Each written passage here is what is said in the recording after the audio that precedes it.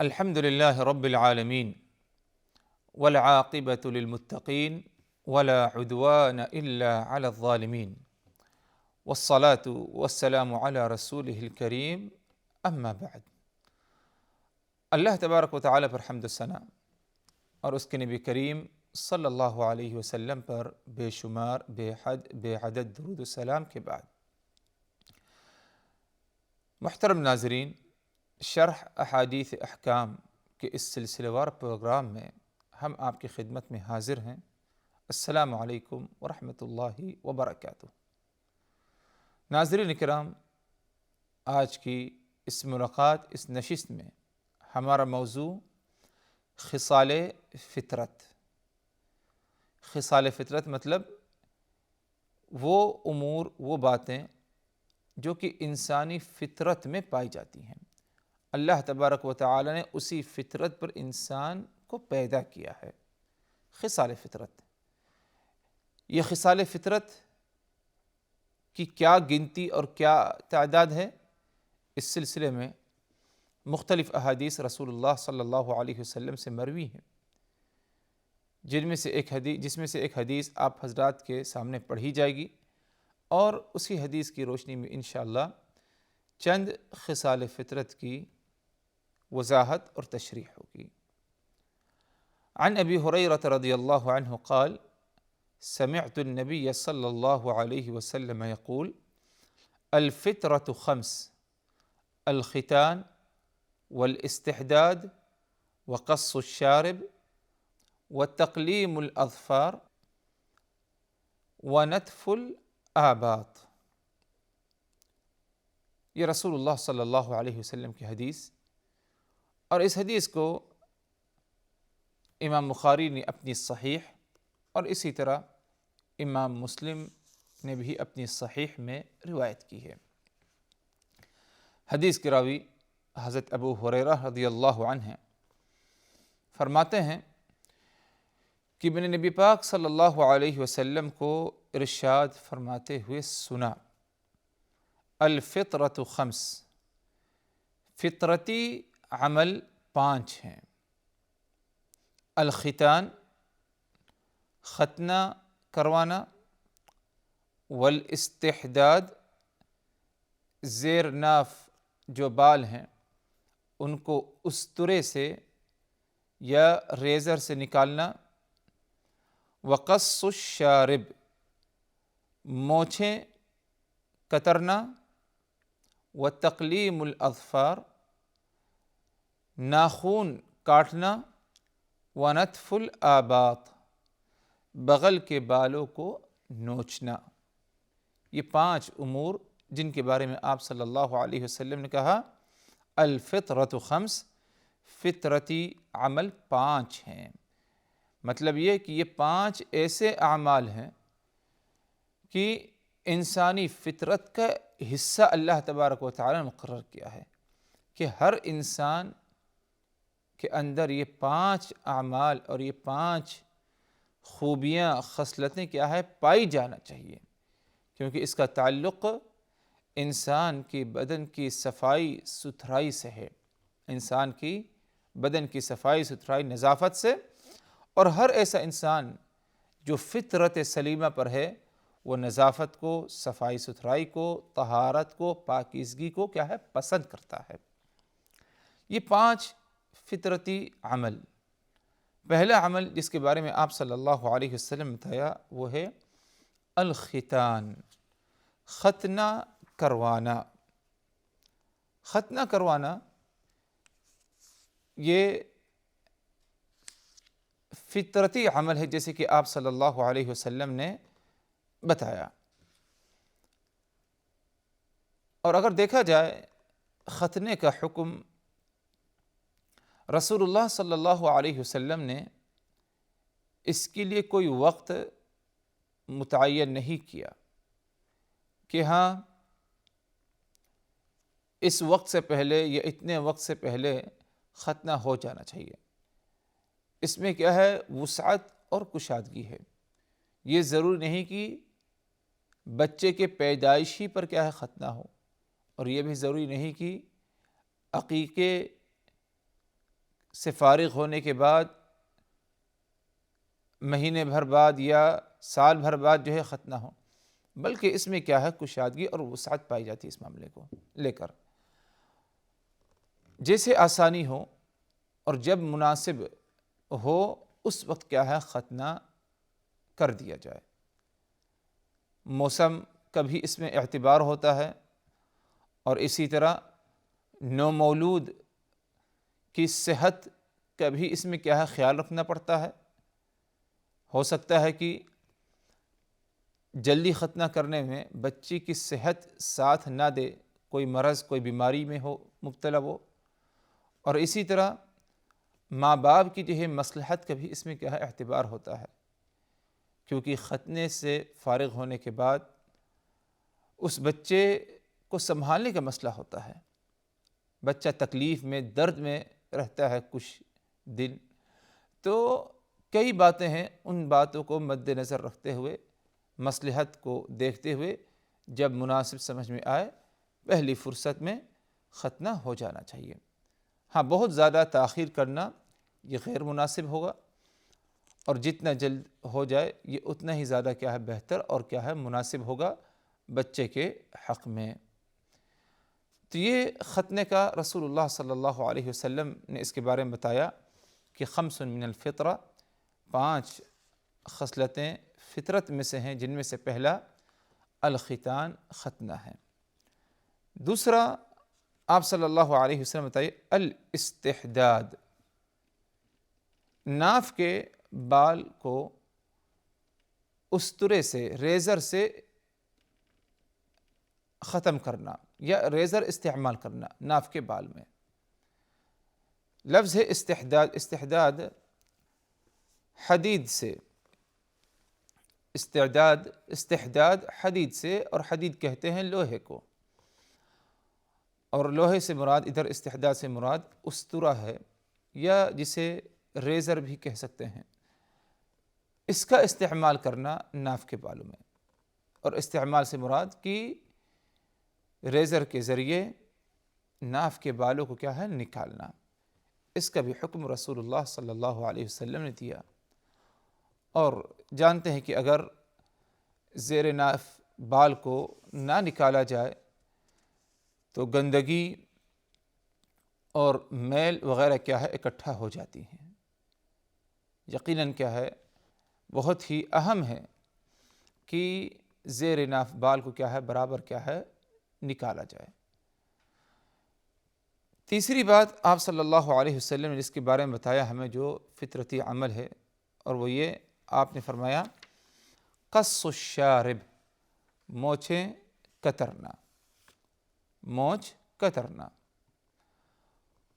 اور مونچھ کترنے سے مراد ادھر یہ کہ ہونٹ کا جو اوپر کا حصہ ہے اس کے اطراف میں جو بال بڑھ جائیں مونچھ کے، ان بالوں کو کیا ہے کاٹ دینا۔ یہ ضروری نہیں کہ جو ہے پوری مونچھ کو کاٹا جائے، بلکہ ہونٹ کا جو حصہ اوپر والا ہونٹ ہے اس کے اطراف میں جو بال ہوں ان بالوں کو کیا ہے بڑھنے نہ دیا جائے، کیونکہ ظاہر سی بات ہے کہ اگر بال بڑھتے رہیں گے مونچھ کے تو ہونٹ پر آئیں گے اور منہ کے اندر کیا ہے داخل ہونا شروع ہو جائیں گے، اور جب کچھ مشروب پیے گا تو وہ مشروب کا حصہ برتن میں جو ہے وہ مونچھ سے کیا ہے لگے گا، اور جراثیم وغیرہ گندگی اور میل کچیل کے انتشار کا کیا ہے معاملہ ہو جائے گا۔ تو اس لیے کہ آپ صلی اللہ علیہ وسلم نے ہمیں بتایا کہ فطرتی عمل ایک یہ ہے قص الشارب، مونچھوں کو کترنا، اور اگر کوئی اوپر کے حصے سے بھی مونچھوں کو کترتا ہے تو اس میں انشاءاللہ کوئی مساکہ کوئی حرج نہیں۔ چوتھا عمل جس کے بارے میں آپ صلی اللہ علیہ وسلم نے بتایا وَتَقْلِيمُ الْأَظْفَارِ، وَتَقْلِيمُ الْأَظْفَارِ، ناخون کاٹنا۔ ناخون اگر بڑھ جائیں تو اس کے نیچے میل جمع ہونا شروع ہو جاتی ہے۔ ظاہر سی بات ہے کہ اگر میل جمع ہوتی ہے تو اس کو ناخون کے اندر سے نکالنا بھی کوئی بہت آسان عمل نہیں ہے، بلکہ میل اس میں بیٹھ جاتی ہے۔ تو اسی لیے آپ صلی اللہ علیہ وسلم نے فطرتی عمل میں، فطرت والے جو اعمال ہیں ان میں ناخون کے کاٹنے کا بھی آپ صلی اللہ علیہ وسلم نے ذکر فرمایا کہ ہاں ناخون بڑھ جائیں اور انگلیوں کے گوشت پر ناخون اگر چڑھنے لگے تو ناخون کو کیا ہے، کاٹ لیا جائے۔ پانچواں عمل جس کے بارے میں آپ صلی اللہ علیہ وسلم بتایا، نتف الآباط۔ آباط جمع ہے ابط کی، اور ابط کہتے ہیں بغل کے حصے کو، بغل کے حصے کو۔ نتف الآباط مطلب یہ ہوا کہ بغل کے بالوں کو نوچنا، نتف کہتے ہیں نوچنا، کھینچنے کو۔ تو گویا کہ بغل کے بالوں کو کاٹا نہ جائے، استرا اس میں یا ریزر کا استعمال نہ ہو، بلکہ اسے کیا ہے، نوچ کر نکالنا چاہیے، کھینچ کر۔ اور یہی تعلیم دوسری جو ہے، دیگر جو ہے اور روایات میں ہے کہ ہاں اسے نوچا جائے، اور یہی کیا ہے زیادہ مفید ہے۔ لیکن اس کے باوجود اگر کوئی ریزر کے ذریعے بغل کے بالوں کو اگر نکال دے تو اس میں کوئی مذاکرہ، کوئی حرج نہیں، اس میں کوئی مذاکرہ، کوئی حرج نہیں۔ المہم بغل کے بال کو بھی بڑھنے نہ دیا جائے، بلکہ جیسے بڑھنے لگے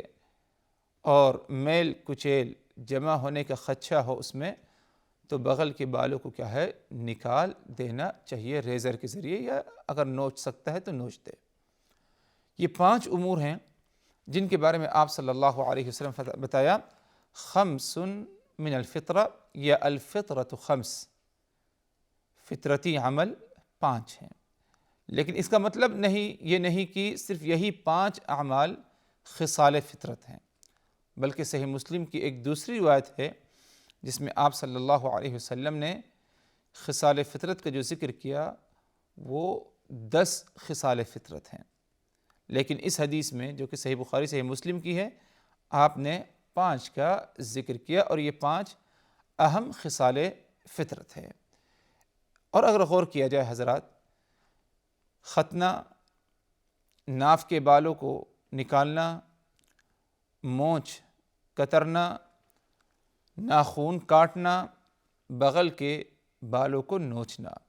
یہ 5 امور پر اگر غور کیا جائے، یقیناً اس کا تعلق صفائی ستھرائی سے ہے۔ اگر یہ 5 امور اپنایا نہ جائے تو میل کچیل اور جسے کہتے ہیں گندگی اکٹھا ہونا، جمع ہونے کا کیا ہے، ذریعہ بن جائیں گی۔ اگر ختنہ نہ ہو تو پیشاب کے قطرات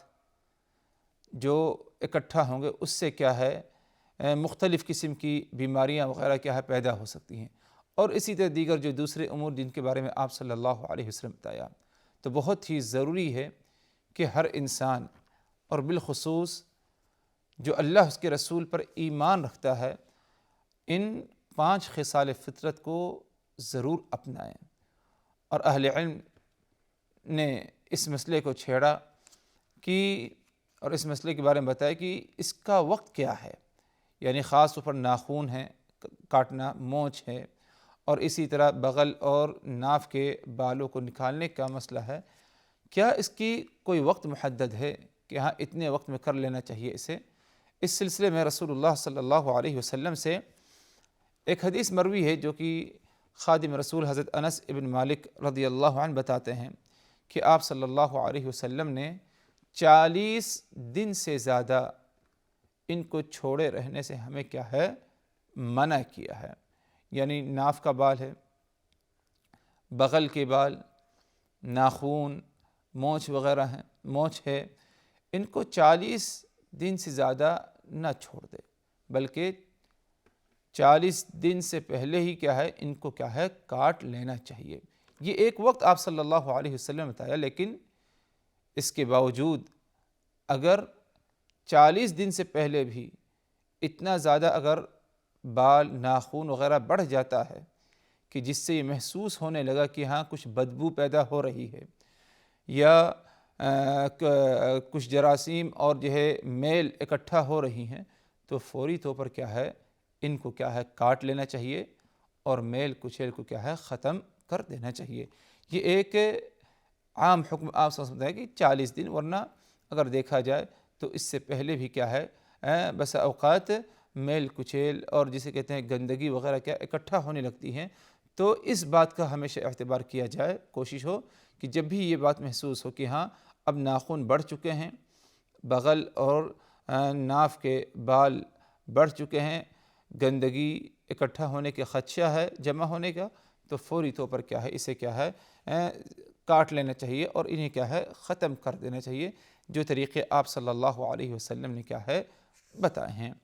ایک مسئلہ اس حدیث کی تشریح میں اہل علم بیان کرتے ہیں کہ کیا دبر کے حصے کا جو بال ہے کیا اسے بھی جو ہے کاٹ لینا چاہیے۔ اس میں اہل علم کا اختلاف ہے۔ راجح قول انشاءاللہ یہ ہے کہ اسے کیا اگر کسی نے